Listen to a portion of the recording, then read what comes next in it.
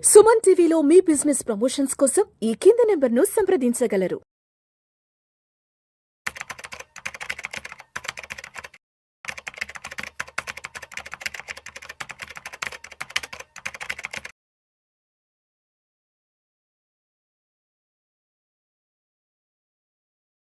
నమస్తే గిరిబాబు గారు. నమస్తే అండి. సార్, ఇప్పుడు మ్యూచువల్ ఫండ్స్లో లాంగ్ టర్మ్కి డెఫినేషన్ మన వాళ్ళందరికీ ఇంకా క్లియర్గా అర్థం కాలేదని నేను అనుకుంటున్నాను. సో బేసిక్గా లాంగ్ టర్మ్ అని అంటే 5 ఇయర్స్నే లాంగ్ టర్మ్ కింద పరిగణించే వాళ్ళు రీటైలర్స్ కూడా చాలామంది ఉన్నారు. సో ఫస్ట్ ప్రశ్న ఏంటి అని అంటే అసలు లాంగ్ టర్మ్ అంటే ఏంటి, అండ్ దానికి కంటిన్యూషన్ ఇంకొక పాయింట్ కూడా యాడ్ చేయాలి. సో ఇప్పుడు ప్రతి ఒక్క వ్యక్తి తన పెట్టుబడులని తన జీవిత అవసరాల కోసం మాత్రమే పెడుతూ ఉంటారు. సో డెఫినెట్గా ఒక 10 ఏళ్లకో 15 ఏళ్లకో వాళ్ళ పిల్లల చదువులు అవ్వచ్చు, పెళ్ళిళ్ళు అవ్వచ్చు, ఇల్లు కట్టుకోవడం అవ్వచ్చు, ఇట్లా రకరకాల అవసరాలు వస్తూ ఉంటాయి. ఇఫ్ బై ఎనీ ఛాన్స్ ఇప్పుడు పడ్డట్టుగానే లేకపోతే ఇంతకంటే ఎక్కువగాను ఒకవేళ కరెక్ట్గా వాళ్ళ టార్గెట్ రీచ్ అయ్యే టైంకి కనుక మార్కెట్ పడితే అప్పుడు వాళ్ళ పరిస్థితులు ఏంటి? యాక్చువల్గా ఈ లాంగ్ టర్మ్కి ఒక ప్రాపర్ డెఫినేషన్ అంటే ఏం లేదు. ఇప్పుడు ట్రేడింగ్ చేసే వాళ్ళకు పొద్దున ఇన్వెస్ట్ చేస్తే సాయంత్రంకి డబ్బులు రావడం ఇస్ లాంగ్ టర్మ్. వాళ్ళకు సాయంత్రం దాకా ఉండాలా, పెడితే డబ్బులు రావాలి అంతే. లేదా మన BTST అంటారు, by today cell tomorrow, that is long term. లేదా కొంతమంది ఇవాళ పెడితే ఈ మంత్ సిరీస్లో అయిపోవాలి. కనుక లాంగ్ టర్మ్ అనేది ట్రేడర్ విషయంలో చాలా తక్కువ టైం ఉంటుంది. వేరే ఇన్వెస్టర్ విషయంలో long term is completely different. నా దృష్టిలో నేను మా ఇన్వెస్టర్స్ అందరికీ, నా క్లయింట్స్ అందరికీ నేను గైడ్ చేసేది ఏంటంటే your long term is nothing but your time to reach your goal. అంతే. మీ గోల్ ఏంటి? పిల్లల ఎడ్యుకేషను, పిల్లల మ్యారేజు, ఇల్లు కట్టుకోవడము, కారు, వెకేషను, రిటైర్మెంటు, ఇవన్నీ ఒకేసారి రావు కదా లైఫ్లో. ఫస్ట్ ఇనిషియల్గా ఎవరికైనా నేను లైఫ్లో సెటిల్ అవుతున్నానంటే కారు కొనుక్కోవాలని ఉంటుంది, దాని తర్వాత ఇల్లు, దాని తర్వాత ఎవ్రీ 2 ఇయర్స్కి ఒకసారి వెకేషన్కి వెళ్ళడము, లేదా పిల్లల ఎడ్యుకేషన్, దాని తర్వాత పిల్లల మ్యారేజ్, దాని తర్వాత రిటైర్మెంట్, ఇవన్నీ సీక్వెన్స్ వైజ్ వస్తాయి. మీకు వచ్చిన ఇన్కంలో నుంచి ఒక్కొక్క గోల్కి అసైన్ చేసుకుంటూ కొంచెం కొంచెం కొంచెం ఇన్వెస్ట్మెంట్ చేసుకుంటూ వెళ్ళాలి. అలా ఇన్వెస్ట్మెంట్ చేసుకుంటూ వెళ్ళి ఆ ఇన్వెస్ట్మెంట్ మీ యొక్క గోల్ రీచ్ అవుతున్నప్పుడు దాన్ని మెచ్యూరిటీ లాగా తీసుకొని మీ యొక్క గోల్ని ఫుల్ఫిల్ చేసుకుంటే సరిపోతుంది. This is what exactly long term A person should look. ఇప్పుడు సపోజ్ ఒక 25-28 ఇయర్స్ వ్యక్తి పెళ్లి చేసుకున్న తర్వాత అతను పిల్లలు మేబీ 2-3 ఇయర్స్ పుడితే 32 పిల్లలు పుట్టినప్పుడు వాళ్ళ ఎడ్యుకేషన్ అనేది మేజర్ ఎక్స్పెన్సెస్ ఇంకో 10 ఇయర్స్ టైం దొరుకుతుంది వాళ్ళకు, అంటే 7th 8th నుంచి వస్తుంది. ఈ లోపల ఏం కొనుక్కోవాలి? కార్ ఒకటి కొనుక్కోవాలి. కార్ అంటే ఒక 4-5 ఇయర్స్. లేదా ఇల్లు కొనుక్కోవాలి. ఇవన్నీ షార్ట్ టర్మ్ గోల్స్. ఈ షార్ట్ టర్మ్ గోల్స్ అచీవ్ అవ్వడం కోసం ఒక మ్యూచువల్ ఫండ్లో SIPనో లేకపోతే వాళ్ళ పొదుపు చేసుకున్న డబ్బులు ఏదో పెట్టుకొని దాన్ని ట్రావెల్ చేస్తూ వెళ్ళి ఆ టైంకి వచ్చినప్పుడు విత్డ్రా చేసుకొని చేయడము, అది చేసుకొని ఫుల్ఫిల్ చేసుకుంటూ ఉండొచ్చు. వీటన్నిటికంటే లాంగెస్ట్ ఏది? రిటైర్మెంట్. ఇక రిటైర్మెంట్ లాంగెస్ట్ కాబట్టి ఆ లాంగెస్ట్ పీరియడ్కి ఏదైతే ఇన్వెస్ట్ చేస్తామో దానికి సపరేట్ బకెట్ పెట్టుకోవాలి. పెట్టుకొని దాంతో ట్రావెల్ చేస్తూ వెళ్ళి ఆ టైంలో ఆ డబ్బులు వచ్చినప్పుడు రిటైర్మెంట్కి మొత్తం తీసుకోము కదా ఒకేసారి, దాన్ని సిస్టమాటిక్ విత్డ్రాయల్ ప్లాన్ ద్వారా తీసుకుంటూ ఉంటాం, దానికి ప్రాబ్లం లేదు. సో అట్లా మనం లాంగ్ టర్మ్ అనేది ఒక స్పెసిఫిక్ టైం పీరియడ్ అంటే ఏమి ఉండదు. నీ గోల్ ఏంటో అదే నీ లాంగ్ టర్మ్. ఇప్పుడు ఒక 50 ఇయర్స్ వ్యక్తి వచ్చాడు, అతను ఇంకొక 5-6 ఇయర్స్ రిటైర్ అవుతాడు, అతని లాంగ్ టర్మ్ 6 ఇయర్సే తప్పదిగా. అతనికి ఈక్విటీ ఫుల్ ఎక్స్పోజర్ తీసుకొని స్మాల్ క్యాప్ పెట్టి అసలు మనము దాన్ని వోలటాలిటీ జోన్లోకి తీసుకుపోకూడదు. అతనికి balance funds, conservative hybrid funds, market situation బట్టి అతనికి ఒక పోర్ట్ఫోలియో డిజైన్ చేసుకొని 4-5 ఇయర్స్లో అతనికి అట్లీస్ట్ ఒక 12%-13% వచ్చేలాగా ప్లాన్ చేసుకుంటే that is long term for him. అంటే లాంగ్ టర్మ్ అనేది లేదా పీరియడ్ అనేది డిఫైన్ చేయడానికి ఒక స్పెసిఫిక్ మెజర్ యార్డ్ అంటూ ఏమి ఉండదు. నీ గోలే నీ టర్మ్ సూచిస్తుంది అంతే. నెక్స్ట్ మీరు ఇంకో క్వశ్చన్ అడిగారు, మన లాంగ్ టర్మ్ ఉంటే తీరా నేను గోల్ అచీవ్ అయ్యేప్పటికీ మార్కెట్ ఇలా పడిపోయి నాకు అనుకున్న గోల్ రీచ్ అవ్వడానికి హెల్ప్ చేయకపోతే పరిస్థితి ఏంటి? ఇది క్వశ్చన్ ఉంటుంది. అండ్ చాలా మంది ఇంకేం చెప్తుంటారు, ట్రెడిషనల్ ఇన్సూరెన్స్ పాలసీస్ అమ్మే ఏజెంట్స్ ఏం చెప్తారు, ఇగో ఇన్సూరెన్స్ చూసావా ఎప్పటికీ డబ్బులు ఇస్తారే ఉంటుంది, మీకు చెప్పిన డబ్బులు వస్తుంది 10 ఏళ్ళకు 20 ఏళ్ళకో, కానీ ఇక్కడ అలా కాదు, పడిపోతుంది, మొత్తం పడిపోతే సగం పడుతుంది చెప్తూ ఉంటారు. ఇక్కడ ఒకటి అర్థం చేసుకోవాలి, మనం పెడుతుంది స్టాక్ మార్కెట్లోనా మ్యూచువల్ ఫండ్స్లోనా?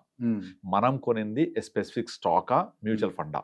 ఇప్పుడు సపోజ్ మీరు 2008 రిసెషన్ టైంలో ఏవైతే కొన్ని stocks, particularly Anil Ambani group stocks, infra stocks, తర్వాత కొన్ని రకాల రియల్ ఎస్టేట్ స్టాక్స్, ఇవి ఆ రోజు పడ్డది ఈ రోజు 2025లో కూడా ఇంకా ప్రైస్ రాలేదు. అంటే ఇక్కడ మిస్టేక్ స్టాక్ మార్కెట్ దా మ్యూచువల్ ఫండ్స్ దా? స్టాక్ మార్కెట్ది. స్టాక్ది, ఐ మీన్ టు సే స్టాక్ది. నువ్వు ఎక్కడ పెట్టావు? స్టాక్లో పెట్టావా, MFలో పెట్టావా? సో స్టాక్లో పెడితే తప్పదు. That is you are taking a risk by investing your money into stock market. అది నీరు కొన్న స్టాక్ పెరిగిందా లేదా, నీకు డబ్బులు వచ్చాయా లేదా, నీ గోల్ రీచ్ అయిందా లేదా చూపిస్తుంది. అందుకనే నేను ఎప్పుడు అందరికీ ఏం చెప్తానంటే, మీ గోల్ అచీవ్ అవ్వాలి అంటే డైరెక్ట్ స్టాక్ మార్కెట్ వెళ్ళి స్టాక్స్ ఇన్వెస్ట్ చేసి కూర్చోకండి. ఎందుకంటే సెక్లికల్గా ఉంటుంది అది. అండ్ సీజనల్గా మారిపోతూ ఉంటుంది. సీజన్ అంటే ఒక 3-4 ఇయర్స్కి ఒకసారి సైకిల్ మారుతుంటుంది. ఇప్పుడు లాస్ట్ 2019 దాకా బ్యాంకింగ్ సెగ్మెంట్ పిచ్చ పెరిగింది. కానీ లాస్ట్ 4 ఇయర్స్ బ్యాంకింగ్ పార్టిసిపేట్ చేయలేదు అసలు. ఇప్పుడు పెట్టి చేస్తున్నారు అంటున్నారు. అలాగే దానికి ముందు ఫార్మా అసలు పార్టిసిపేట్ చేయలేదు. బట్ 2020 కోవిడ్ తర్వాత ఫార్మా ఒక రేంజ్ వెళ్ళింది. తర్వాత ఐటీ బాగా నడిచింది. తర్వాత ఐటీ తగ్గిపోయింది. ఇట్లా సైకిల్గా మారుతుంది కదా. మరి మనము యాజ్ ఏ ఒక సగటు ఇన్వెస్టర్గా ఈ సైకిల్ని మనం పట్టుకోగలమా? ఆ స్పెసిఫిక్ స్టాక్స్ పట్టుకోగలమా? చేయలేము కదా. అందుకే be coming to mutual funds. అక్కడ మ్యూచువల్ ఫండ్లో ప్రొఫెషనల్ ఫండ్ మేనేజర్స్ ఉంటారు. They will know the market dynamics better than every one. So వాళ్ళు బెటర్గా మనకు చేసి ఒక బంచ్ ఆఫ్ స్టాక్స్ తీసుకొని ఒక పూల్ చేసి చేస్తూ ఉంటారు, రైట్? ఇలా చేసేటప్పుడు మరి నాకు గోల్ అచీవ్ అయినప్పుడు మార్కెట్ పడితే ఏంటి, నేను ఎలా రీచ్ అవ్వాలి? దీనికి నేను 2 ఆన్సర్స్ చెప్తాను. నా దగ్గరికి వచ్చే చాలా మంది ఇన్వెస్టర్స్ ఈ క్వశ్చన్తో వస్తూ ఉంటారు. ఈ క్వశ్చన్ నేను చెప్పిన ఆన్సర్ తర్వాత they will invest and they will go. I will give you answer. ఇప్పుడు నార్మల్గా మీరు ఒక 15 ఇయర్స్ గోల్ పెట్టుకున్నాం. ఈ 15 ఇయర్స్ గోల్ పెట్టుకొని ఈ 15 ఇయర్స్ వరకు నాకు 15th ఇయర్లో పలానా నీడ్ ఉంటుంది, లేదా పలానా అవసరం ఉంటుంది, మ్యారేజ్, పెళ్ళి, లేకపోతే చదువు, లేకపోతే ఇల్లు కట్టుకోవాలి, అప్పుడు నేను ఇలాంటి ఏది ఉన్నా సరే నేను దాన్ని ఒక 1 year ముందే లేదా 1.5 year ముందే నెమ్మదిగా కన్జర్వేటివ్ హైబ్రిడ్ ఫండ్స్కి మూవ్ చేసేస్తూ ఉంటాను. నేను ప్రతి ఒక్క క్లయింట్కి ఒక ప్రొఫైల్ తయారు చేసుకుంటాం, నోట్స్ పెట్టుకుంటాము, ఆ ప్రకారంగా వెళ్తూ ఉంటాం. సో మీకు 1.5 year ముందు నుంచే వాటన్నిటి నెమ్మదిగా కన్జర్వేటివ్లోకి మూవ్ చేసుకుంటే డెఫినెట్లీ మార్కెట్ పడ్డా కూడా మనం ఇబ్బంది పడాల్సిన అవసరం లేదు. ఇప్పుడు నాకు చాలామంది ఇన్వెస్ట్ చేశాక విత్డ్రా చేసేటప్పుడు నాకు ముందే చెప్తారు. ఒక 3 నెలలకో 6 నెలలకో లేదా సంవత్సరానికో చెప్పినప్పుడు నేను ఆ ప్రకారంగా సంవత్సరం కనుక చెప్పారనుకోండి, నేను ఒక పీరియడ్ చూసి మార్కెట్ ఎలా ఉంది ఏంటి చూసి దాన్ని కన్జర్వేటివ్లోకి మూవ్ చేసేస్తాను. 80% ఆఫ్ ఇన్వెస్ట్మెంట్స్ అలా సేవ్ చేసేస్తాం. అదొక ఆప్షన్. రెండో ఆప్షన్, సపోజ్ నేను చేయలేదు, నేను సర్లే మార్కెట్ పెరుగుతుంది కదా దాని పాటికి అది పోనీ నేనేం చేయలేదని ఊరుకుంటే ఎంత మార్కెట్ పడితే మనం ఎంత పడతామో నేను చెప్తాను ఒక లెక్క. ఇప్పటి వరకు స్టాక్ మార్కెట్ హ్యూజ్ ఫాల్ మనం చూసింది గత 25 yearsలో. First is recession 2008. అప్పుడు స్టాక్ మార్కెట్ 67% పడింది.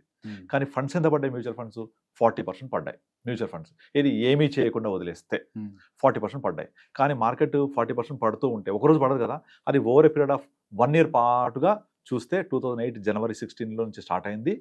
2008 October 19కి బాటమ్ అవుట్ అయిపోయింది. అంటే ఆల్మోస్ట్ 9 to 10 months పడింది. ఈ 9 to 10 months పడ్డ మొత్తం మ్యూచువల్ ఫండ్స్ టోటల్ పడిన ఫాల్ ఈజ్ 40% మ్యూచువల్ ఫండ్స్ పడ్డాయి, 67% మార్కెట్ పడింది. ఈ 40% ఫాల్లో మనకు పడుతుంది అర్థమవుతుంది కదా, నాకు గోల్ అవుట్ ఉందని అర్థమవుతుంది కదా.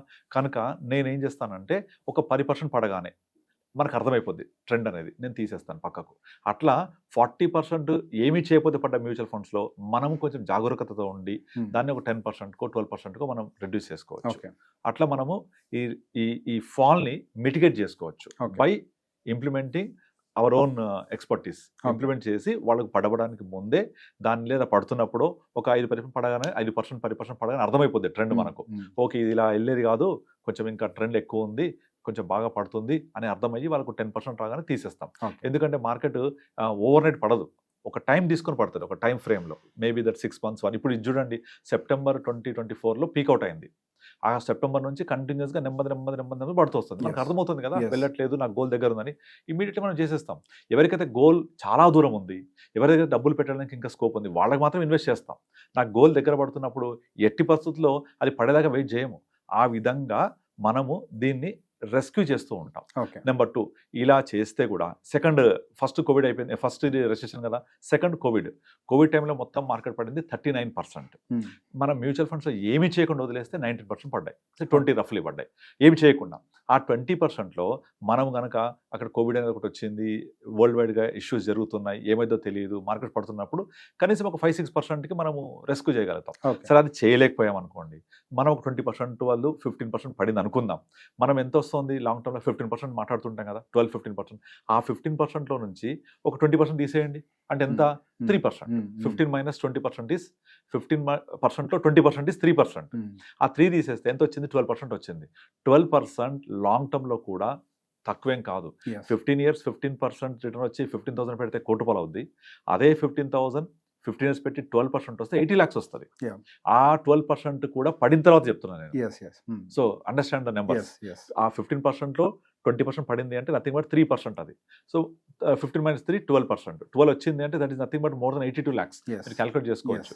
సో 1 crore వచ్చే బదులు 82 lakhs వచ్చింది, which is again far better than traditional life insurance policies, FD, post office, PPF, Sukanya Samriddhi కంటే ఎక్కువే కదా. So 80 lakhs is also far better. So కానీ ఎప్పుడు మనం ఏం చేయకపోతే, బట్ దానికంటే మనం రెస్క్యూ చేస్తూ మనం ఒక అలర్ట్గా ఉంటాం. ఇది ఎప్పుడు జరుగుద్ది? ఒక అడ్వైజర్తో వెళ్ళి మనము ప్రాపర్గా ప్లాన్ చేసుకొని ప్రాపర్గా గోల్కి రీచ్ అవుతున్నప్పుడు చూసుకొని నా గోల్ ఇది ఉంది అని అడ్వైజర్తో మాట్లాడి, ఇప్పుడు డాక్టర్తో మాట్లాడితేనే కదా మన ప్రాబ్లం ఏంటి తెలిసేది, డాక్టర్ ప్రాపర్గా ప్రిస్క్రైబ్ చేయగలిగేది. అట్లా మనం ప్రాపర్గా ప్లాన్ చేసి చేసుకుంటే డెఫినెట్లీ వెల్త్ క్రియేషన్కి mutual funds or capital markets is a best vehicle, best option.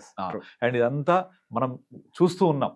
ఇదంతా ఏంటంటే మైండ్ సెట్, అరే నేను తీసుకొని పడిపోద్దేమో, నేను తీసుకునే టైంకి మొత్తం అంతా ఇదైపోద్దేమో. నో ప్రాబ్లం, ఏం కాదు. అలా పడ్డా కూడా మీకు పడేది 3%. 3 అంటే 20% ఆఫ్ ది యావరేజ్. దాంట్లో మనం కొంచెం పట్టుకోగలిగితే కూడా మీకు 1% తగ్గుద్ది. Nothing wrong in that, which is far better than any other investment. Definitely better. So we can have lot of options. ఇదంతా టైం పీరియడ్ లో జరుగుతూ ఉంటుంది అనమాట. సో లాంగ్ టర్మ్ లో పడ్డది లేకపోతే నేను తీసుకునే టైంకి ఇదైతే అనడానికి ఇబ్బందే లేదు. We have so many measures to rescue the investors wealth. So it's all about ఒక మంచి ప్రొఫెషనల్ యాక్టివ్గా మేనేజ్ చేయగలిగితే, సో మన లైఫ్ గోల్స్ ఏవైతే మనం పెట్టుకున్నామో వాటికి అయితే పెద్ద దెబ్బ తగిలే అవకాశాలు అయితే ఉండవు. It all depends upon the advisors decision. And మనం కూడా అర్థమవుతుంది కదా ఏం చేస్తున్నాం ఏంటనేది. ఆ ప్రకారంగా మనము రెస్క్యూ చేయొచ్చు. We can achieve the goals properly. And అన్నిటికన్నా ముఖ్యంగా ఏవైతే ట్రెడిషనల్ పాలసీస్, ట్రెడిషనల్ ఇన్వెస్ట్మెంట్స్ ఉన్నాయో దాన్ని డెఫినెట్లీ బీట్ చేయొచ్చు. More than double, 2x beat చేయొచ్చు. చాలు కదా అది. నువ్వు నాకు 15% వస్తుంది, 15 రావాలని అవసరం లేదు కదా బాబు. నువ్వు అక్కడ ఉంటే నీకు వచ్చేది 6-7, ఇది డబల్ వస్తుంది దానికంటే. సో అలా మనం అచీవ్ అవ్వచ్చు. సో ప్రాబ్లమే లేదు. More the long term, hire the returns. I understood. Yes. Thank you so much, sir. Yeah, thank you.